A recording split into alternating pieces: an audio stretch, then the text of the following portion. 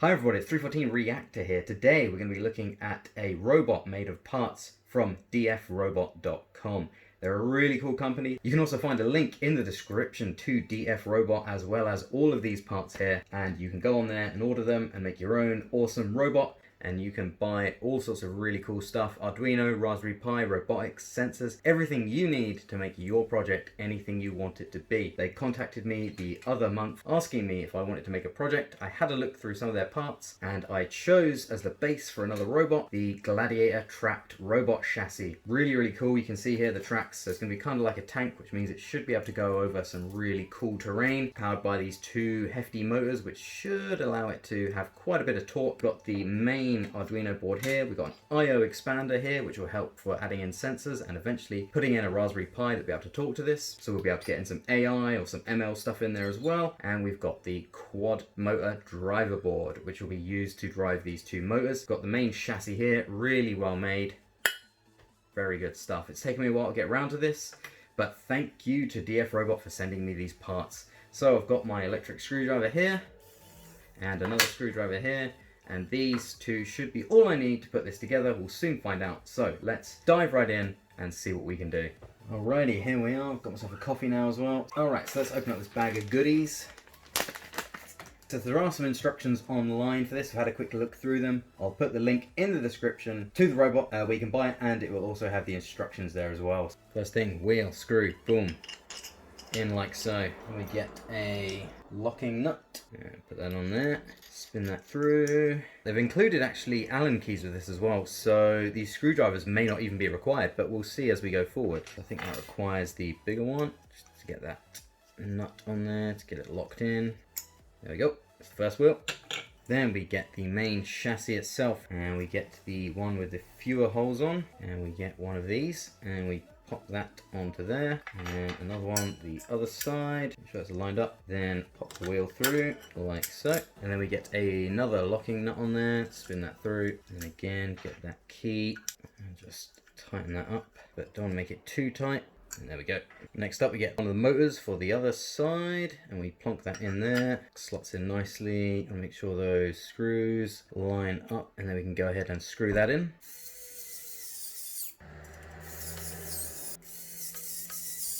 Alrighty, so that's looking pretty neat so far. And next up is one of the driver wheels. So we got this component here, which just slots in there. Make sure that sits flush, and then get one of these screws in on the other side. Push that through, and just turn that around. Tightens in, and there we go. That's one of the drive wheels. Then what we do, back to the chassis. You can see that on the motors there's a little flat part on there. That is supposed to align with the screw hole that you see here, because the screw goes in there and holds that on. And you have these tiny little screws here that go into there. So just get that lined up, and then once that's in, you can just use the smallest of the keys, put that in there, and then just turn it until that's in, and then that should be locked on there nicely. So when it comes to the tracks, you'll notice that if we just put it over, there's a bit of excess on there. So what we need to do is get a pair of pliers. So we do actually need other tools other than just screwdrivers. We need to get a pair of pliers, we need to pull a pin out of there, and we need to resize the track so that it fits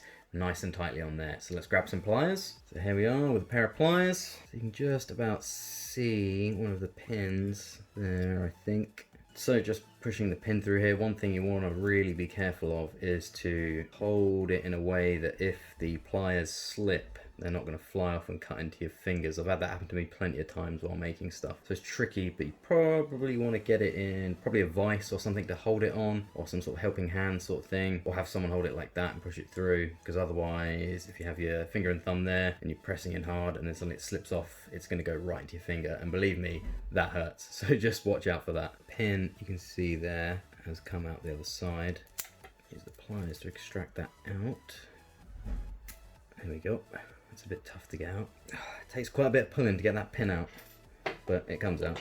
And then there, the track is unlocked, and then we just need to measure how much we need. So the track will go this way around, to make sure that those bits there bite into that, and then that sits into there with those teeth. So let's measure this around. So by the looks of it there, we need to remove 4 links from it in order to get that to sit flush. So let's pull another pin out of there and then see if we can get them to connect together. So we've got those links nicely together there. I need to use the pliers to put the pin through again. I need to make sure to get the right end of the pin. There's a slightly thicker end on the bit of the pin that needs to go into this way. So that goes through. You just see there's a bit of the pin still popping out there, so I think that just needs pushing in a bit. So one thing you want to make sure of before putting the pin all the way in is to make sure that it's gone through both sides of those tracks, otherwise you'll end up with the pin just kind of hanging loose. So you have to make sure they're both aligned like that. It's a bit tricky, but you need to make sure the pin goes through that one, through that one, through that one on both of these tracks so that they work correctly like that, and then you can go ahead and push the pin in. So that's something to look out for. So that's the pin in. Don't be afraid to use a little bit of force to pull the pin out and put the pin back in, but obviously be careful, make sure it's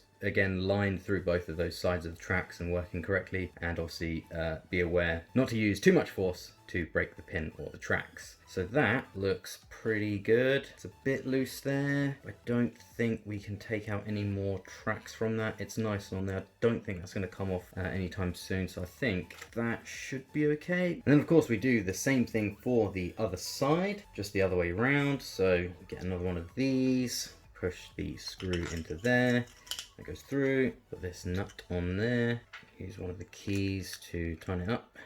And then on the other side of the chassis, another one of these, put that over there, that through there, and the remaining one on the other side, and then another nut on there. Again, not too tight, but tight enough that it holds on nicely. And then over to the other motor, where again, we just slot it in there nicely, and then make sure those screws are lined up, and then screw that in.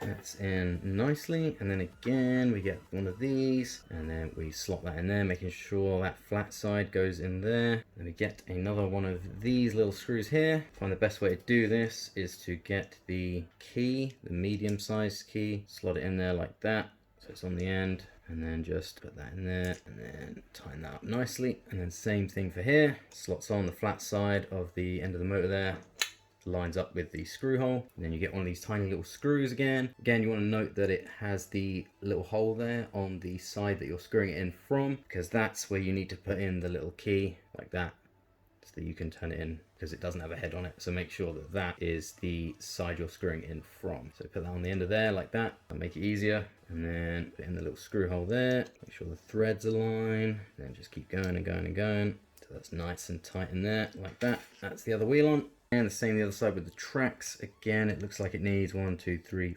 4 tracks taken out. I think it could stretch to 5, but I don't know if that's going to be too tight or not. I don't know if that'll reach. 1, 2, 3, 4, 5. You know, I'm going to try taking 5 out of this one, and then if that works nicely, I'm going to go back to this one and remove that one. So hopefully that gets that bit more taut, and then we'll see. So with 5 links taken out, it does look a bit too tight. It looks like it might just stretch, but it might damage it. So I think just removing 4 links from each of the tracks seems to do the job here. So I'm going to put that extra link back on, and then we'll connect it back together, and we'll see how it looks. So here we are. That's just with the 4 links removed there. Another thing to keep an eye out for is just to make sure that those teeth are aligned in there and in there, so it looks nice and flush like that. And that is the base of the Gladiator. Really, really nice. Took under an hour to do with some instructions online. So yeah, really, really easy stuff. Highly recommend it. Now I'm going to look into how I'm going to try and fit the Arduino on top, because this is going to be the main controller of the motors. So I'm going to put the battery box on here. There's a nice little screw hole for it to go through. I've got a screw and a nut that will hold it on. And then the Arduino and the other components can stack on the back here. And then that wire can just plug into the Arduino nicely there and give it power. So that should be a nice tidy solution. So let's go ahead and screw that on.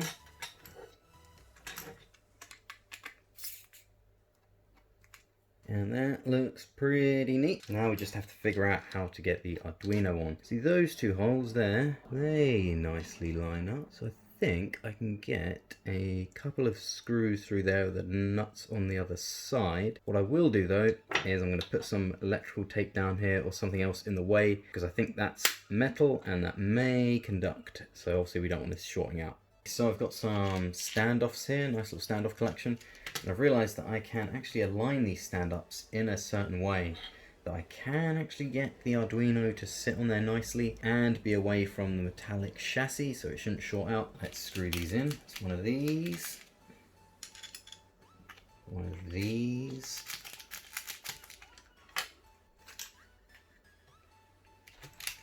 another one of these, and another one of these.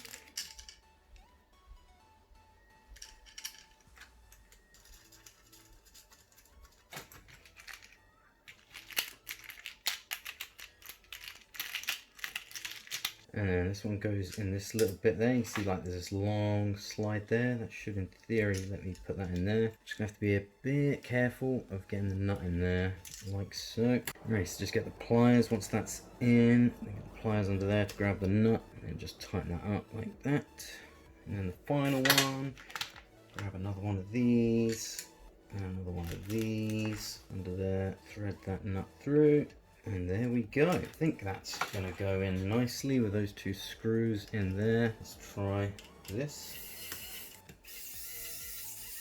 And get the third one in there. It's going to be slightly off because these holes aren't directly made for an Arduino, but I think we can get it to work. Finish off tightening those up. Right, so that is the battery box and the Arduino on there nicely. Can't quite fit a screw into this standoff here. Actually, you know what, we can. Just about. Final screw in there. And there we go. We got the battery box on the front, the Arduino on the back with nice little standoffs. And then all we got to do is take this little power plug here, plug that in there, and there we go. Let's go ahead and stack some of these add-on boards on. So the first one we want to get on is the motor driver board. Now this has little connections here for wires. Since we're going to be stacking these like this, it's going to be hard to get a screwdriver in there, obviously, to get wires in. So I'm going to put a couple of wires in there now that are going to be going to these motors, and then we're going to get these little terminals screwed in, and then we're going to stack it on and then stack this on. So first we put this on. It should just slide nicely, just match up the colors, and there we go, just like Lego. So let's grab some wire. Okay, so I've got some wire here. So we've got red and green, general measurement of how much we want, probably around there. That'll reach there. So let's give it a generous amount. Can always cut it down later.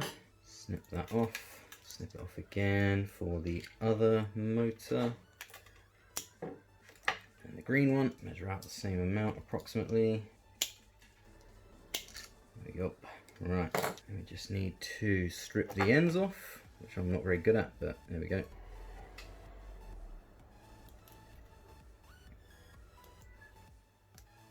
And there we go. All the ends should look nice and like that, if that'll focus. Well, you can see the little metal bit out on the end there. So as you see on the motor board here, it's got plus and minus. So you want the red to go on the plus. Just put that in the terminal there. Screw that in to tighten it up.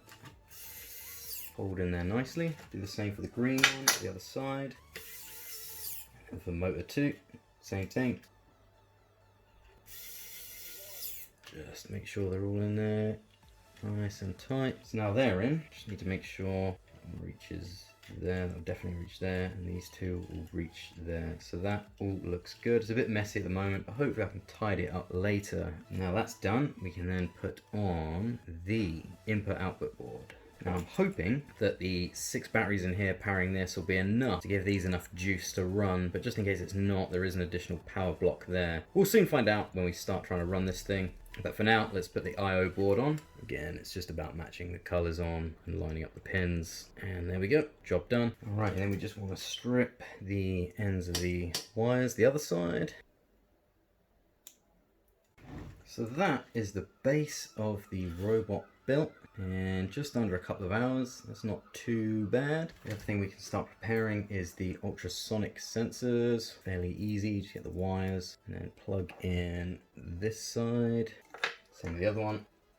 And that should be on there nicely. And the great thing about the I/O board is that you can just simply plug them onto these terminals here. Again, it should just be color matching, so you can see the colors of the wires there and the terminal block. Plug that into there, and then the second one into there. So now we've got these two ultrasonic sensors. I want to really find a way to mount them like this. Some extra mounting holes on the side here, so I'll probably find something that can screw in there and then hold them up like that. So I'm just gonna have a look around through some of the stuff that I have laying around, see if anything will work for that. So while we're at this juncture, actually, what I want to do is just put some batteries in here and make sure that nothing blows up.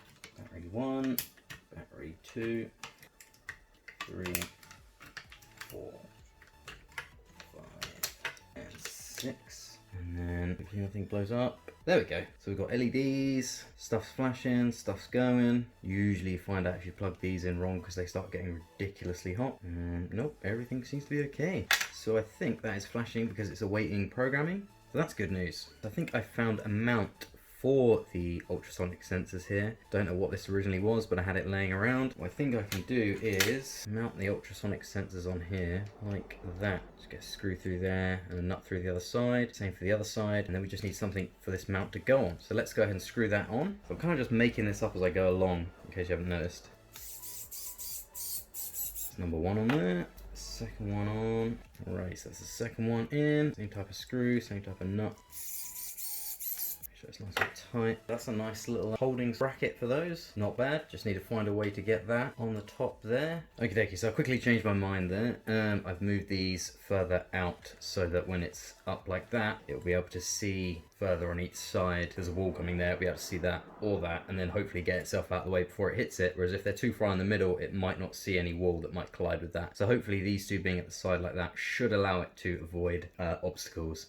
We'll see how that works in practice. For now, I still just need a neck of something to connect to that and connect to the chassis down here, so this can be elevated up like that, or possibly up like that, which will look cool because then it will look like a hunter killer from Terminator, which yeah, okay, I'm gonna do that. Right, so I need to find something that's gonna connect down to there, because okay, that's gonna look awesome. Found these bits here, and this screw here, and this bit here. So what I'm gonna do is plonk this through the chassis here, and then I'm going to get this little bit and tighten that on. See, ideally it would be best to do this all on the chassis before building anything else around the robot, but like I said, I'm making it up as I go along, so I think that may need a washer in there. Okay, so I need the washer here because this doesn't quite screw in far enough through that to keep it tight on there, so I'm just going to grab this washer on there, and that'll give it the extra bit of buffer space it needs.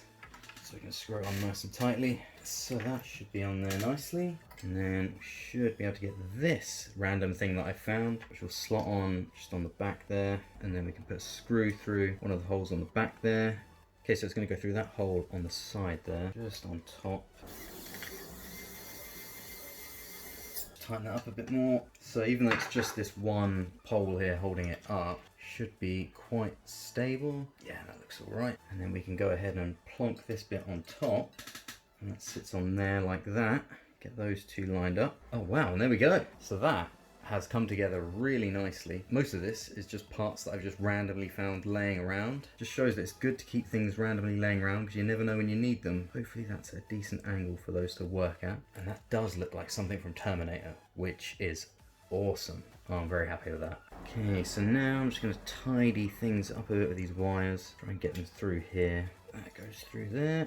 So I reckon that's going to be for the front motor there. And these two, where can we get those two through? I'm going to put them down here through this hole in the front of the chassis, like so.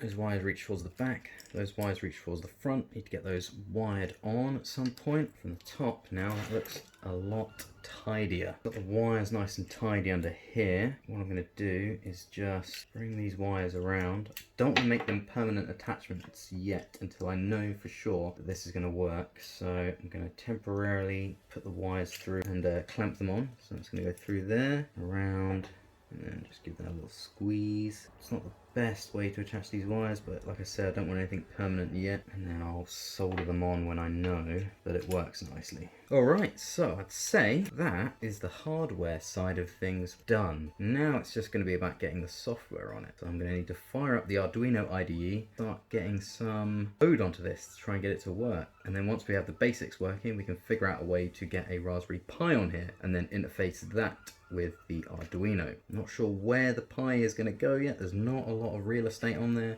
but I should be able to. Okay, so that is part 1. I'm going to make this a multi-part series now because I don't want this video to go on for too long. That is part 1. Me just building the robot chassis, the Goliath robot chassis from dfrobot.com that they sent me. Thanks so much to DF Robot. Links are all in the description to them and everything that I've got here, so you can buy it and read all the instructions for yourself and how to build your own one. It's turned out really well. I'm really happy with how it looked. As I've been working on it, I've kind of made it look like a hunter killer from Terminator. If you don't know what one of those is, I'll put a link in the description explaining that. In the next video, I'm going to be firing up the Arduino IDE, where I'll be putting some code in to run some basic tests on this, and then hopefully getting it avoiding some obstacles. Hopefully these work nicely to stop it from running into walls and stuff, and hopefully the driver board that I've got there will run these motors. From the specs description that I've read, they should have enough power to do that, and hopefully these batteries can supply enough power for that. We'll see. If not, I'll have to add in a bit more battery power and find out where to put that. And then we can start looking into getting a Raspberry Pi on it, where we can start integrating it with some AI and stuff. And the way we'll do that is by plugging the Raspberry Pi into the USB port there,